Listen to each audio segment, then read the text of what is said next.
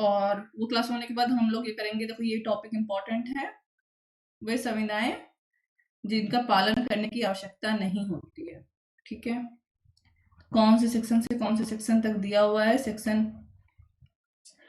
62 से 67 तक दिया है। ठीक है, इसका ये याद रखना है, आवश्यकता ही नहीं है इन संविधाओं का पालन करने की। ओके, तो क्यों, कौन सी संविधाएं हैं? देखो, संविधा के नवीन, विखंडन और परिवर्तन का प्रभाव। यदि किसी संविधा के पक्षकार उसके बदले एक नई संविधा प्रतिस्थापित करने या उस संविधा को विखंडित या परिवर्तित करने का करार कर लें तो मूल संविधा का पालन करने की आवश्यकता नहीं है। ओके, ये एक संविधा, देखो एक एग्जाम्पल लेते हैं, पहले लेते हैं। ठीक है, क्योंकि बहुत एग्जाम्पल पढ़ेंगे तो फिर टाइम लगेगा। अधीन बी को धन का देनदार है, जहाँ क्लियर लिखा होगा, मतलब ये एग्जाम्पल ऐसा नहीं है, कट इसलिए नहीं किए हैं कि गलत है, एग्जाम्पल सही है, लेकिन जहाँ राशि क्लियर रहेगी वो एग्जाम्पल देंगे, तुम लोग को अच्छे समझ में आएगा। बी को ए 10,000 रुपए देने का देनदार है। बी से ए ठहराव करता है और बी को 10,000 रुपए के ऋण के बदले 5,000 रुपए के लिए ए की संपदा बंधक करता है। यह नई संविधा है और पुरानी को निर्वापित कर देती है। ठीक है, तो ओके, बोर्ड पे चलते हैं। वो संविधाएं जिनका पालन करना आवश्यक नहीं है। पालन क्या है? आवश्यक नहीं है। अभी अब पालन न करने पर भी कोर्ट में जाकर उसको लागू नहीं कराया जा सकता। बड़ी बात तो ये है। ठीक है, और सबसे पहला सेक्शन क्या है? सेक्शन 62। ज्यादा नहीं समझना है इसमें। सेक्शन 62, अगर जो पुरानी संविधा थी, जो नॉर्मल संविधा थी, चाहे पुरानी संविधा उसको कहो चाहे संविधा कहो, ठीक है, जो संविधा है उसका नवीकरण कर दिया जाए। ठीक है, पक्षकार आपस में सहमत हो, सहमत होकर क्या करें? उसका नवीकरण कर ले। नवीकरण मतलब नई संविधा बना ले, उसमें कुछ नया ऐड कर ले। ठीक है, या पुरानी संविधा को समाप्त ही कर दे। जो संविधा है उसको क्या कर दे? समाप्त कर दो। तो यहाँ पुराना हटा दे रहे हैं हम, तो कंफ्यूजन होगा। ठीक, जो संविधा है उसकी जगह पे एक नई संविधा ला दे, या उस संविधा को समाप्त कर दे, या उसमें कुछ परिवर्तन कर दें। तो परिवर्तन करेंगे तो नई संविधा अपने आप आ जाएगी, है ना? तब इस वाली संविधा का पालन करना आवश्यक नहीं है। ओके, एग्जाम्पल के लिए हम बता रहे हैं। एक्स वाई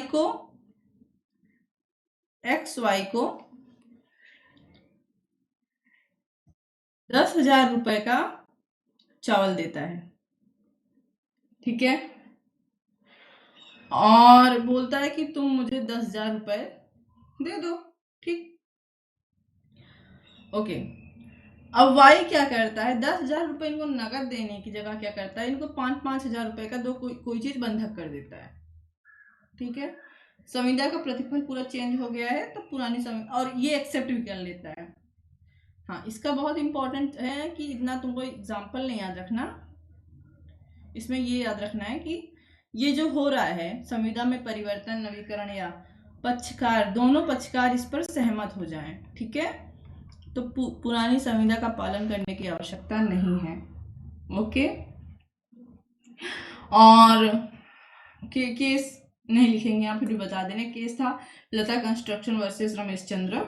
उस केस में जो है पुरानी संविधा को नया करने पर पुरानी संविधा पालन न होने संबंधित रूल दिया गया था। हम यहाँ लिखेंगे नहीं क्योंकि आवश्यक नहीं है, फालतू की जगह लेता है बस। ठीक,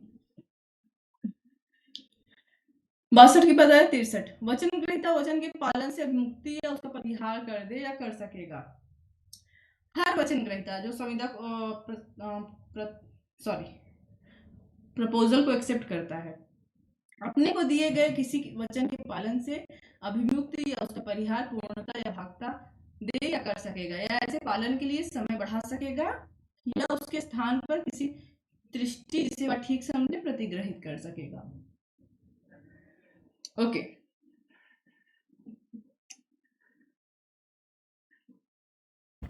एक सेकेंड ना, जस्ट एक सेकेंड। तो पहले इसके एग्जाम्पल देख लेते हैं, फिर बोर्ड पे जाकर समझाते हैं क्या बोल रहा है। बी के लिए ए एक रंग चित्र बनाने का वचन देता है, तत्पश्चात बी उससे वैसा करने के लिए निषेध कर देता है। ए उस वचन के पालन के लिए अब आबद्ध नहीं है। ठीक है, सो ए को एक चित्र बनाने के लिए बी क्या करता है, वचन देता है। ठीक है, ए वचन देता है कि मैं तुम्हारे लिए एक चित्र बनाऊंगा, मतलब संविदा हो रही है, वचन हो रहा है। ठीक है, ओके। लेकिन फिर क्या होता है कि बी मना कर देता है कि अच्छा रहने दो बनाने को। ओके, अब ये करने के बाद बी बाद में ए के विरुद्ध केस नहीं कर सकता उस चित्र को बनाने के लिए, संविदा को लागू करवाने के लिए। ठीक है, ओके, एक एग्जांपल ये हो गया। तो ये बोल रहा है कि जहां वचन ग्रहीता, जैसे कि इसमें वचन ग्रहीता कौन था, बी ने प्रपोजल दिया था चित्र बनाने का, ए ने एक्सेप्ट किया था, लेकिन जब ए चित्र बनाने गया तो बी मना कर दिया ना। तो अब ए के विरुद्ध क्या नहीं कर सकता, बी केस नहीं कर सकता। देखो हमने सेक्शन ऊपर पढ़ा था, जहां पर अगर दूसरा पक्षकार बाधा डालता है, ठीक है, काम को रोकता है, तो दोबारा वो उस कार्य को लागू नहीं करवा सकता। ठीक है, प्लस अगर मान लो ये चित्र बनाने के लिए कोई और काम छोड़ के आया हो या इसको कुछ नुकसान हुआ हो प्रतिकर, तो बी से प्राप्त कर सकता है। ठीक है, चलो तो अपने बोर्ड पे समझ लेते हैं फिर। ओके, सेक्शन 64,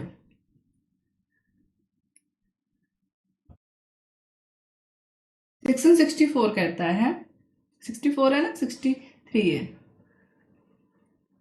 एक मिनट, आई थिंक सेक्शन 63 होगा, हाँ 63 है, 63 क्या कहता है सेक्शन 63। ठीक है,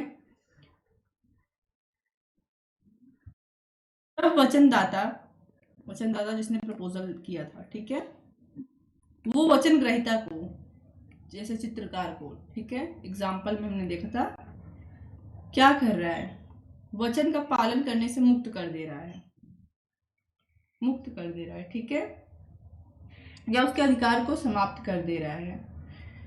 अब देखो ये दो तरीके से हो सकता है, एक प्रतिफल देकर, वो चित्र बनाने आया, उसको पैसा दे दिया चित्र बनाने का, लेकिन मना कर दिया, कहा तुम अपना पैसा ले लो, जो तुम्हारा खर्चा पानी, जो तुम्हारा पैसा लगता है चित्र बनाने का, ठीक है, तुम पूरा ले लो, लेकिन तुम चित्र ना बनाओ। ठीक है, तो अब तो इसको प्रतिफल के लिए केस नहीं करना पड़ेगा, प्रतिकर के लिए, क्योंकि इसको प्रतिकर मिल गया। ठीक है, या हो सकता है कि बिना प्रतिकर के ही मना कर दे, बिना प्रतिफल के ही मना कर दे।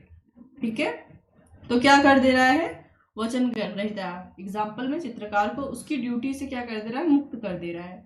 अब बाद में वचन ग्रहीता को ये चित्र बनाने के लिए, अर्थात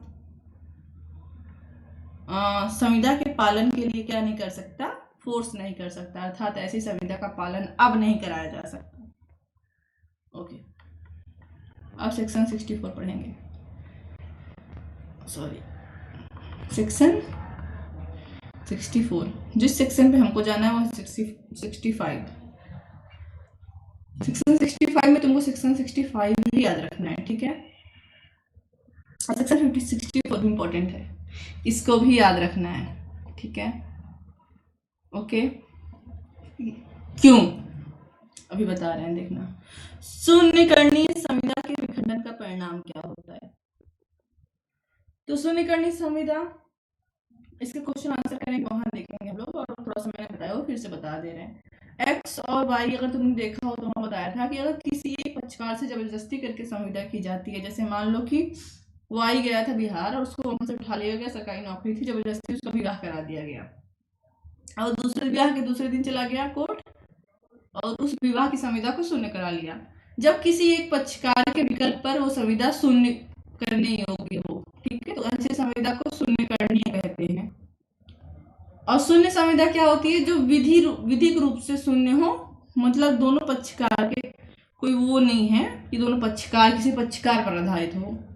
अंतर क्या देखो हम बता रहे हैं। शून्य संविदा क्या होती है कि वो प्रारंभता शून्य होती है। बस दोनों पक्षकार में से किसी को कोर्ट में जाकर डिक्री लेनी पड़ेगी, ताकि एक पक्षकार जो पीड़ित होता है वो कोर्ट में जाता है, साबित करता है कि उसके साथ संविदा जो हुई है उसमें उसकी सहमति नहीं थी, या कपट से या जबरदस्ती उसे सहमति ली गई, और तब कोर्ट उस संविदा को शून्य करता है। इसलिए उसको शून्यकरणीय संविदा कहते हैं। एक लंबा चैप्टर है, एक क्वेश्चन आंसर आएगा तो वहां देखेंगे हम लोग, पूरा एक क्वेश्चन आंसर आता है। शून्य संविदा, शून्यकरणीय संविदा में क्या अंतर है, इसको बहुत अच्छे से समझना, क्योंकि आगे तुम पढ़ोगे शून्य विवाह और शून्यकरणीय विवाह में क्या अंतर है। ठीक है, हिंदू मैरिज लॉ में पढ़ेंगे हम लोग। चलो, अब कोई विवाह अगर शून्यकरणीय करा लिया किसी पक्षकार ने, चूंकि यहाँ पे आया था सेक्शन शून्यकरणीय नहीं बताते तो तुमको कंफ्यूजन होती, तो उसका परिणाम क्या होगा। जबकि कोई व्यक्ति जिसके विकल्प पर कोई संविदा शून्य करनी है, यही बताया मैंने, पीड़ित पक्षकार के विकल्प पर, किसी एक पक्षकार के विकल्प पर। ठीक है, और तो किस पक्षकार के विकल्प पर, जो पीड़ित है उसे विखंडित कर देता है, तब उसके दूसरे पक्षकार को उसमें अंतर्विष्ट किसी वचन का, जिसका वह वचनदाता है, पालन करने की आवश्यकता नहीं है। शून्यकरणीय संविदा को विखंडित करने वाले पक्षकार ने यदि ऐसी संविदा के किसी दूसरे पक्षकार से तद्धिन कोई फायदा प्राप्त किया हो, तो वह ऐसा फायदा उस व्यक्ति को जिससे वह प्राप्त किया है यथासंभव प्रत्यावर्तित कर देगा। ठीक है, ओके। तो अभी तक सेक्शन 64 क्या कह रहा है बता रहे हैं। देखो, अब देखो संविदा कैसी थी, शून्यकरणीय थी, अर्थात मतलब पीड़ित पक्षकार गया और उसने संविदा को क्या करा लिया, शून्य करा लिया। तो मैंने बोला दो पक्षकार थे, मान लो कि एक्स और वाई। वाई पीड़ित था, उसने शून्यकरणीय करा लिया। ठीक है, और जब शून्यकरणीय हो गई तो अब क्या होगा, इस संविदा की शर्तों का पालन नहीं कराया जा सकता, अर्थात संविदा को लागू नहीं कराया जा सकता। पहली चीज, इस संविदा को लागू नहीं कराया जा सकता है ना, कोई नहीं करवा सकता, ना ये पक्षकार और ना ये पक्षकार। ठीक है, दूसरा क्या कह रहा है, मान लो इस पक्षकार ने इससे कोई लाभ प्राप्त किया था, या इस पक्षकार ने इससे कोई लाभ प्राप्त किया था, उस लाभ को वापस करना होगा। ठीक है, अभी हम बता रहे हैं एग्जाम्पल में। अभी लास्ट ईयर का केस था, टीचर हुआ था, शादी में गया था बिहार में, उसको बोरे में भर के उठा ले गए और आंख खुली तो 4 लोग कट्टा लेकर खड़े थे, उसकी शादी कर दी गई। ठीक है, मान लो वाई की शादी कर दी गई। अब बेचारा कुछ बोल नहीं पाया, शादी हुई तो 20 तोले की सोने की चैन भी पहना दिए और घर भेजे कार में कर बांध के।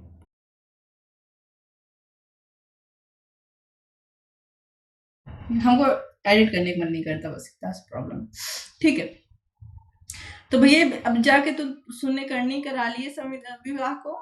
ठीक है, तो इसका मतलब ये नहीं 20 तोले का चैन रख लोगे, जो लाभ तुमको प्राप्त हुआ है वो लाभ तुमको लड़की को लौटाना होगा। ठीक है, सिंपल सी बात है। बहुत पहले मम्मी मेरे एक केस बताती हैं, बहुत पहले का है।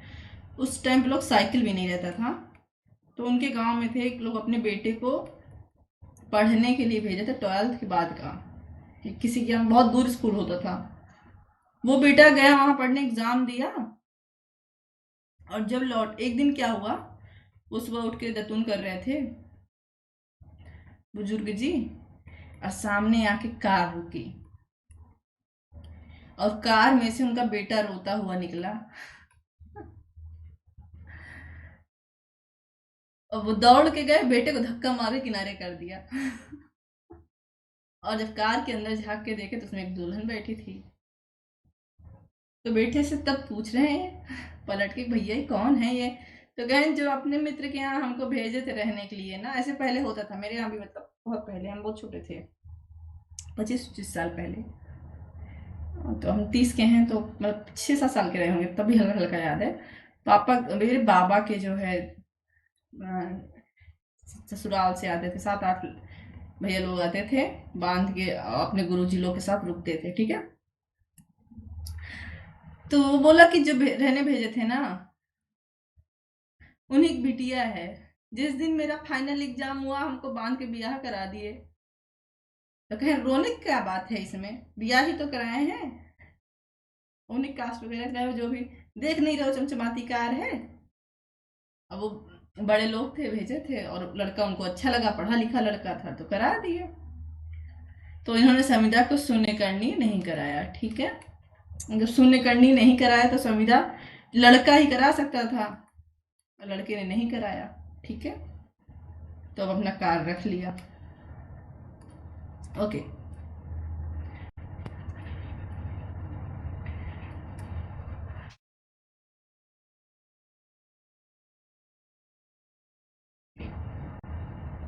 देखो अगर ऐसी कोई संविदा कर रहे हो ना, जैसे विवाह की संविदा किसी को पकड़ के हो रही है, तो इसमें कुछ शर्तें होती हैं। ऐसा नहीं कि आप कभी भी कराओगे। आपको जिस दिन आप उस प्रभाव से, मान लो कि आपको बंदूक की नोक पे संविदा कराई गई थी, तो जिस दिन आप बंदूक की नोक के प्रभाव से हटोगे, उसके 1 साल के अंदर आपको शून्य करवाना पड़ेगा वो संविदा। ठीक है, ओके। सेक्शन 64 इंपॉर्टेंट था, और सेक्शन 65 वेरी इंपॉर्टेंट है, क्योंकि यहाँ शून्य करनी संविदा थी, जहां पक्षकार जाके संविदा को शून्य करा रहा था। सेक्शन 65 का सेक्शन 65 याद रखना है, और entrance to NET JRF to law judiciary. उस व्यक्ति की बाध्यता जिसने शून्य करार के अधीन या उस संविदा के अधीन जो शून्य हो गई कोई फायदा प्राप्त किया था, जबकि किसी करार, देखो ये सेक्शन उस दिन हम लोग प्रतिफल पढ़े थे, वहां आया था, तो मैंने बोला था ये सेक्शन हम लोग आगे पढ़ेंगे, बेयर एक्ट में आ गया। जबकि किसी करार के शून्य होने का पता चले या कोई संविदा शून्य हो जाए, वह व्यक्ति जिसने ऐसे करार या संविदा से कोई अधीन कोई फायदा प्राप्त किया हो, उस फायदा उस व्यक्ति को जिससे उसने प्राप्त किया था प्रत्यावर्तित करने के लिए या उसके लिए प्रतिकर देने को आबद्ध है। तो एक एग्जाम्पल लेते हैं, ये देखो, बी को यह वचन देने के प्रतिफल स्वरूप कि वह का को पुत्री गा से विवाह कर लेगा। बी का, एक मिनट यार, बीकानेर पहुंच जाएंगे भी, थोड़ा सा ये कर दिए। अच्छा ठीक है, बी के यह वचन देने के प्रतिफल स्वरूप कि का को पुत्री गा से विवाह कर लेगा। ठीक है, ए की बेटी है सी, और बी वह वचन दे रहा है कि मैं तुम्हारी बेटी से शादी कर लूंगा। जब बी वह वचन देता है कि मैं तुम्हारी पुत्री सी से शादी कर लूंगा, तो ए वचन देता है कि मैं बदले में तुमको 1,000 रुपए देता हूं, ये लो 1,000 रुपए लो। ठीक है, ओके। लेकिन शादी से पहले ही सी मर गई। ओके, संविदा शून्य हो गई। सेक्शन 56 में हमने पढ़ा था असंभव कार्य का करार। असंभव करार का करार क्या होता है? शून्य होता है। ठीक है, यहाँ विवाद नहीं हो सकता, इसलिए ये संविदा शून्य हो गई। या एक संविदा प्रारंभता शून्य होती है जहां प्रतिफल विधि विरुद्ध हो। ओके, और एक संविदा बाद में शून्य हो जाती है क्योंकि अब संविदा का पालन नहीं कराया जा सकता। जब बेटी मर गई है तो पिताजी खुद तो शादी कर नहीं लेंगे। ठीक है, अब जो दूल्हा था उसको 1,000 रुपए जो फायदा उसने प्राप्त किया था वापस करना होगा। ठीक है, ओके, वो था शून्य करनी करार। अब हम पढ़ेंगे, चलो सेक्शन 65।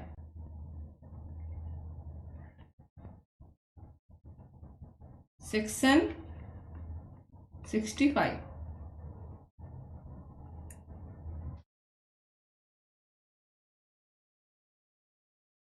बेटा मर्डर करवाया जा सकता है कि नहीं करवाया जा सकता वो बाद की बात है, हम सिविल लॉ पढ़ रहे हैं ना। अच्छा, सेक्शन 64, हाँ तो मर्डर तो संविदा अधिनियम में होता ही है, मतलब संविदा अधिनियम में नहीं आता। अगर संविदा के कारण किसी का मर्डर हो जा रहा है तब वो सिविल लॉ नहीं रह जाएगा। ठीक है, तब वो सिविल लॉ नहीं रह जाएगा, तब वो कहाँ चला जाएगा? क्रिमिनल लॉ में। क्रिमिनल लॉ मतलब आईपीसी, प्रेजेंट में बीएनएस। और तब वो संविदा अधिनियम या सीपीसी के अंतर्गत गवर्न नहीं होगा। ठीक है, तब वो भारतीय न्याय सुरक्षा संहिता अर्थात सीआरपीसी के अंतर्गत चला जाएगा। ठीक है, तो वो बाद की बात है, मैम मर्डर भी हो सकता है, किडनैपिंग भी हो सकती है, वगैरह वगैरह। ठीक है, अभी हम सामान्य रूल पढ़ रहे हैं कि जो सेक्शन बोल रहा है मर्डर हो सकता है। मर्डर तो किसी भी चीज के लिए हो सकता है। अभी हम टॉर्च में मानहानि पढ़ेंगे तो मानहानि पे भी मर्डर हो सकता है ना। और बेटा संविदा के कारण हो सकता है, गुस्से में किसी ने किसी का मर्डर कर दिया हो किसी कारण से, ऐसा भी हो सकता है कोई किसी के पेट में चक्कू मार के निकाले और उस व्यक्ति की मृत्यु हो जाए, या कोई व्यक्ति किसी को झापड़ मारे और उसकी मृत्यु हो जाए, ठीक है। बट सिर्फ इस कारण कि उसने उसको झापड़ मारा उसकी मृत्यु हो गई, वो हत्या नहीं होती, ठीक है। ये हम लोग आईपीसी पढ़ेंगे। देखो आईपीसी का तुम्हारे सिलेबस में आधा आईपीसी तुम्हारा सिलेबस में है, ठीक है। लेकिन बीएनएस में वो सिलेबस जो तुम्हारा आईपीसी में इस सेमेस्टर में, वो बीएनएस में पिछले नेक्स्ट सेमेस्टर में चला जाएगा। तो क्या करें, आईपीसी का डायरेक्ट पढ़ें, ये बेवकूफ़ी होगी क्योंकि ये तुम्हारे काम नहीं आएगा। तो हम लोग क्या करेंगे, हम लोग बीएनएस ही पढ़ेंगे कॉन्सेप्ट क्लियर करने के लिए, हमेशा के लिए, हमेशा के तुम्हारे काम आए, ठीक है। और क्वेश्चन आंसर में सेक्शन देखेंगे तो आईपीसी का देख लेंगे, ओके। और मर्डर और हत्या और कल्पेबल होमिसाइड, हर हत्या हत्या नहीं होती, ठीक है। देखो तुमको एक देते हैं हम केस, एक्स ने अपनी वाइफ को, नहीं ये वाला केस तुम लोग कुछ और समझ लोगे क्योंकि फैक्ट पूरा नहीं है। एक्स और वाई में लड़ाई हो रही थी, वाई की वाइफ अपना बच्चा लेकर बीच में आई, ठीक है, 2 महीने का बच्चा था। एक्स ने खींच के वाई को डंडा मारा, वो डंडा वाई की चाइल्ड को लग गया और बच्चा मर गया, ठीक है। ये मर्डर नहीं है, ना ये आपराधिक मानव वध है, ना ये घोर उपहत्या है, ठीक है। इसमें केस बनेगा साधारण उपहत्या का। अब क्रिमिनल लॉ में नहीं जाएंगे, पहले हमको खत्म करने दो ये, फिर हम तुम लोग को बताते हैं, ठीक है। सेक्शन 65 करता है कोई संविदा जो शून्य है। अब शून्य कैसे होती है, या तो प्रारंभ से शून्य हो जाती है, विधि विरुद्ध इत्यादि होने के कारण, सेक्शन 23 हमने पढ़ा हुआ है, या सेक्शन 56 वो कार्य ही जिसके कारण संविदा की गई थी वो संभव हो जाता है, तो बाद में शून्य हो जाती है, ठीक है, बाद में शून्य हो जाती है। तो इसमें वह व्यक्ति जिसने कोई फायदा प्राप्त किया है उस फायदे को वापस करना होगा, और अगर कोई प्रतिकर बन रहा है तो प्रतिकर भी देना होगा, ठीक है। जैसे एग्जाम्पल था, क्या था एग्जाम्पल, कि ए बी से संविदा करता है, सॉरी हाँ बी संविदा करता है कि उस सी से विवाह कर ले तो तुमको 1000 रुपये देगा, वो बी को 1000 रुपये देगा। बी कहता है ठीक है मैं तुम्हारी बेटी से शादी करूंगा, जैसे ही बी वचन देता है ए 1000 रुपये दे देता है। ना 1000 रुपये प्राप्त करने के बाद जब शादी का समय आता है तो इसकी डेथ हो जाती है। सेक्शन 56 में मामला चला गया क्योंकि इस संविदा का करार असंभव हो गया है, संविदा का पालन असंभव हो गया है। जब संविदा का पालन असंभव हो जाता है तो संविदा शून्य हो जाती है, ठीक है। बी को 1000 रुपये ए को वापस करना होगा। सेक्शन 64 संडे को भी पढ़ा लेंगे क्योंकि मंडे को नहीं पढ़ाना, लेकिन आज ही ज्यादा हो जा रहा है तो कल संडे को तुम लोग को छुट्टी देंगे और मंडे को हम छुट्टी करेंगे, ओके। ऐसा नहीं है छुट्टी हो सकता है ले लें कल क्लास, ठीक है। हमको शून्यकरणीय संविदा के विखंडन की संसूचना या प्रतिसंहरण की रीति, अगर शून्यकरणीय संविदा का विखंडन उसी प्रकार और विभिन्न नियमों के अधीन संसूचित या प्रतिसंहित किया जाएगा जो स्थापना या संसूचना या प्रतिसंहरण को लागू होते हैं। ये तुमको याद नहीं करना है, बस सीधा सा रूल है कि जो सेक्शन 3 था वो यहाँ लागू होगा, ये भी नहीं याद करना तुमको, ठीक। पालन के लिए युक्त सौकर्य वचनदाता को देने में वचन ग्रहीता की उपेक्षा का प्रभाव, यदि कोई वचन ग्रहीता उसी वचनदाता को उसके वचन के पालन के लिए युक्त सौकर्य देने में उपेक्षा या देने से इनकार करे तो तथा द्वारा कारित किसी भी अपालन के बारे में उसे ऐसी उपेक्षा या इनकार के कारण वचनदाता की माफी हो जाती है। नाउ ये सेक्शन भी इंपॉर्टेंट नहीं है, लेकिन ये वाला सेक्शन थोड़ा सा पता होना चाहिए, ठीक है। तो ये वाला सेक्शन हम लोग थोड़ा सा पढ़ लेते हैं, ओके। है सेक्शन 67। अच्छा इसमें एग्जाम्पल दिया हुआ है, हम सोच रहे थे कौन सा एग्जाम्पल बताएं, ठीक है। बी के गृह की मरम्मत ए करेगा, इसके लिए ए और बी में संविदा होती है। जिस स्थान में उस घर की मरम्मत करनी है बी उन्हें ए को बताने में उपेक्षा या बताने से इनकार करता है, ठीक है। संविदा के अपालन के लिए एक की माफी हो जाती है यदि वह ऐसी उपेक्षा या इनकार से कारित करता है, ठीक है, ओके।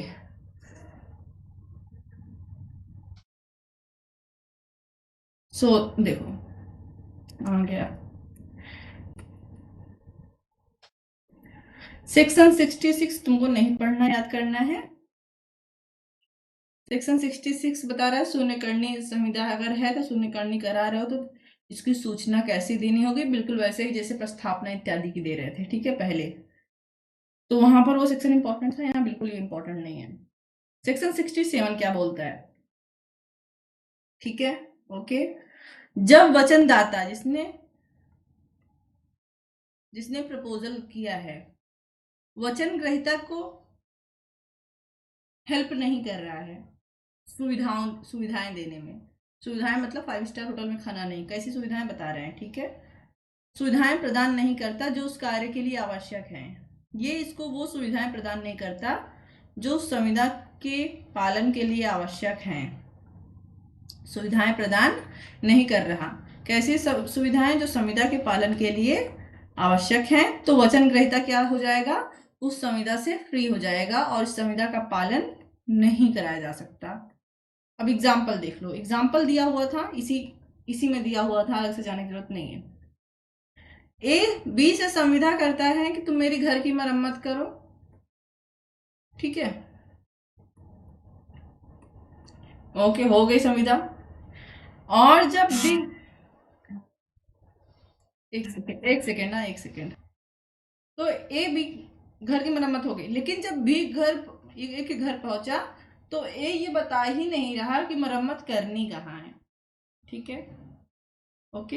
अब मान लो ए पेशेंट है, बी की डॉक्टर के पास जाए और डॉक्टर को बता ही नहीं कि उसे प्रॉब्लम कहाँ है, तो कैसे डॉक्टर इलाज करेगा बताओ। तो बी वापस चला गया, जब बी वापस चला गया तो ये चले गए कोर्ट, इनसे प्रतिकार प्राप्त करने के लिए। कोर्ट ने कहा ऐसा है ना, जब तुमने सुविधाएं प्रदान नहीं की, सुविधाएं मतलब यहाँ पे कौन सी सुविधा आवश्यक थी, ये बताना कि कहाँ मरम्मत, जानकारी देना एक प्रकार की सुविधा थी, तभी तो वो क्या कर पाता, सुविधा का पालन कर पाता। जब आपने जानकारी नहीं दी, सुविधा का पालन नहीं किया, तो बी क्या हो गया, उस संविदा से फ्री हो गया, अर्थात अब संविदा का पालन नहीं कराया जा सकता। Okay great.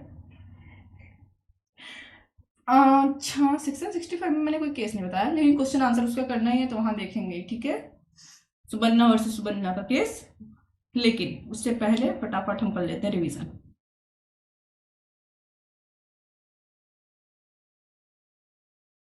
ठीक है।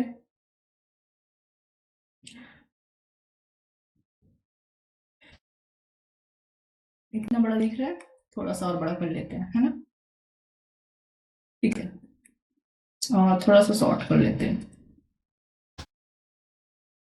ठीक है।